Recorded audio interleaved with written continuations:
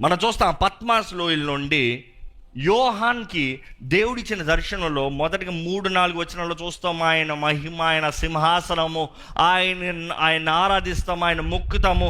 దేవుడు అంటాడు 3-4-5 వచనాలు అధ్యాయులు అయితే ఎలాగ ఉంటుంది, 4-5 అధ్యాయులు ప్రకటన గ్రంథంలో ఎలాగ ఉంటుంది అంటే, పైకి రండి నేను చూపిస్తా, ఐ విల్ షో యూ. అంటే దెర్ ఇస్ అ ప్లేస్ దేవుడు చూపించగలుగుతాడు. నేను అనుకుంటా మేబీ అక్కడ ఒక ఎల్ఈడియో లేకపోతే ప్రొజెక్టరో లేకపోతే ఒక థియేటర్ లాగా ఉందేమో, ఉదాహరణకి చెప్తున్నానులే. దేవుడు రా చూపిస్తాం, ప్లేబ్యాక్ చేస్తా. ఈరోజు మనకి ఎక్కడ చూసినా సీసీ కెమెరాస్ అనేది కామన్ అయిపోయింది కదా. సీసీ కెమెరాస్ పెట్టిన తర్వాత దాంట్లో ఏమంటుంది, డివిఆర్ అంటుంది. కొన్ని బిల్ట్ ఇన్ డివిఆర్, కొన్నిట్లో సపరేట్ డివిఆర్. డివిఆర్ అంటే ఏంటి, మరలా దాంట్లో రికార్డ్ అయింది ప్లే చేసి చూపించచ్చు. అర్థమవుతుంది కదా అండి.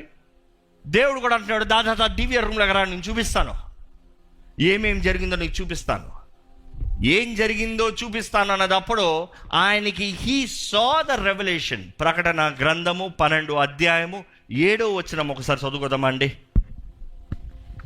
అంతటా పరలోకమందు యుద్ధము జరిగెను. ఏంటంట ఆ ఎంట్రీ చూడండి, అంతటా పరలోకమందు యుద్ధము జరిగెను.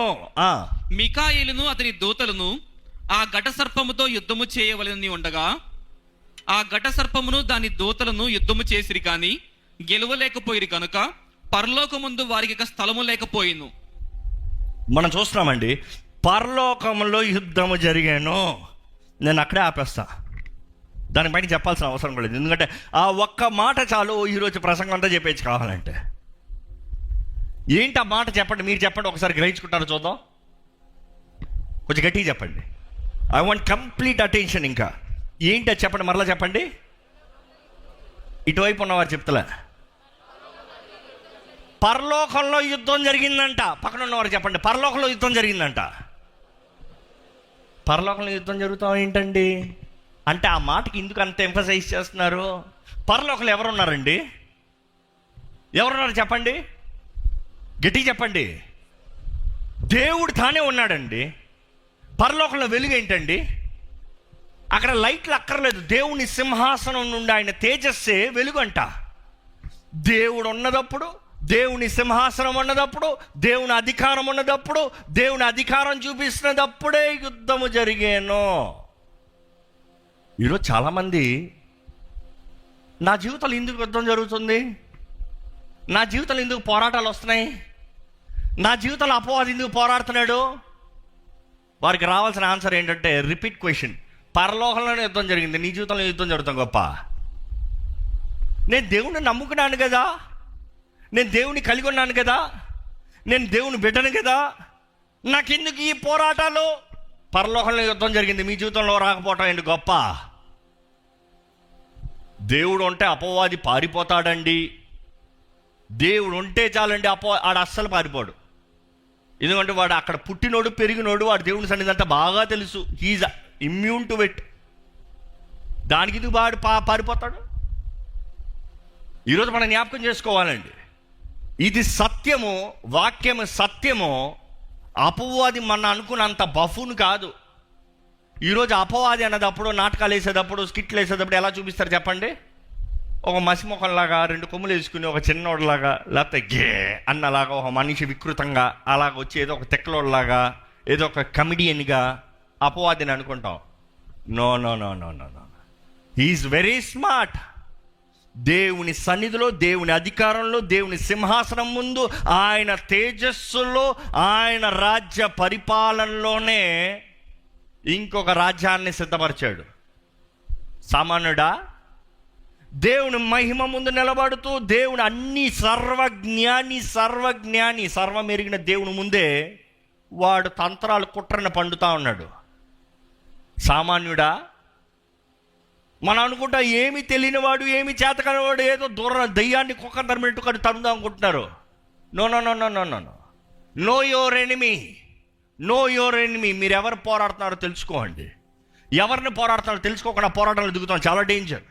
ఎవరిని పోరాడుతున్నాం తెలుసుకోకుండా, వాడు కలిగిన శక్తి, బలము, ఆయుధాలు తెలుసుకోకుండా వాడిని ఎదిరిస్తున్నాను అంటాం, నాశనం చేస్తాడు, తుక్కు చేస్తాడు. నేను ఎంతోమంది క్రైస్తవులను చూశాను, సేవకులను చూశాను, అపవాదిని గురించి అర్థము లేక, without having the understanding of the enemy, వాడితో పోరాడి చుత్తు అయిన వాళ్ళని చూసా. దేవుని నామాన్నే కదా వాడావు. అయితే దేవుని నామాన్ని వాడితే సేవకుల కుమారులు కూడా అదే చేశారంట. ఏంటి? ఆ అపోస్తుల కార్యాల్లో మనం చూస్తాం, అపోస్తులు చేసే పనిని చూసి మేము కూడా దెయ్యాన్ని నిలబడతాం. ఏమన్నాయి దెయ్యాలు? మాకు యేసు తెలుసు, మాకు పౌలు తెలుసు, మీరెవర్రా? They don't know the kingdom standards. అసలు ఏ రాజ్యానికి సంబంధించిన వ్యక్తివి నువ్వు? ఏ రాజ్యానికి నియమాలకు తగినట్టుగా జీవించే వ్యక్తివి నువ్వు? ఈరోజు మనం అర్థం చేసుకోవాలండి, there is war constantly happening. కంటిన్యూస్గా యుద్ధం జరుగుతుంది. మనం సమాధానంతో కూర్చోదాం, మంచిగా జీవిద్దామంటే కదా అవ్వదు. ఎటువైపు ఉన్నారు మీరు తేల్చుకోవాలి. దేవుని రాజ్యపు వైపా, పాపపు వైపా, లోకపు వైపా, పరలోకపు వైపా? Which side are you? Decide, నిర్ణయించుకోండి. జీవం మరణం ఏది కావాలి కోరుకోవాలి, నిర్ణయించుకోవాలి. దినము మనకి choice. Every day you have a choice. ప్రతి దినము మీకు అవకాశం, నిర్ణయించుకోవాలి ఏం చేయబోతున్నారు. ప్రతిరోజు లేచినప్పుడు ఏ రాజ్యానికి తగినట్టుగా జీవించబోతున్నారు. ఈ రాజ్యంతో నిబంధన చేసిన తర్వాత, నిబంధనలు అండి, రాజ్యం అంటే నిబంధన. చాలామంది లోకంతో నిబంధన, చాలామంది దేవునితో నిబంధన. కానీ ఎక్కడ డేంజర్ స్పాట్ ఏంటంటే, దేవునితో నిబంధన చేసి లోకంతో వెళ్తే దేవుడు అంటాడు నేనే నిన్ను నాశనం చేస్తాను. కొన్ని వారాల ముందు మనం ధ్యానించాము, ఎక్కడ నిబంధన ఉంటుందో అక్కడే కర్సెస్ ఉంటాయి, శాపాలు ఉంటాయి. అంటే నిబంధన తగినట్టుగా జీవించిన వారికి శాపం అనేది దేవుడు చెప్పాల్సిన అవసరం లేదు, కానీ ఆటోమేటిక్గా దానికి వచ్చే కాన్సిక్వెన్సెస్. ఈరోజు ఎంతోమంది నాకు శాపాలు వద్దు, ఆశీర్వాదాలే కావాలంటారు, నిబంధనలో జీవించాలంటున్నారు. నిబంధన చేసిన వారు జాగ్రత్త. మనము నిబంధన జనులమే, నిరీక్షణ ప్రజలమే. మంచిగా రాయబడి ఉంటుంది కదా, మనము యేసు ప్రభు సొత్తైన ప్రజలమండి. ఈరోజు మీరు నిబంధన చేసిన వారు నిబంధన చేసినట్టుగా జీవిస్తున్నారా, లేకపోతే డబుల్ స్టాండర్డ్స్? నేను అంటాను, ఈ మాటకు మరలా వస్తే పరలోకంలో యుద్ధం జరిగింది.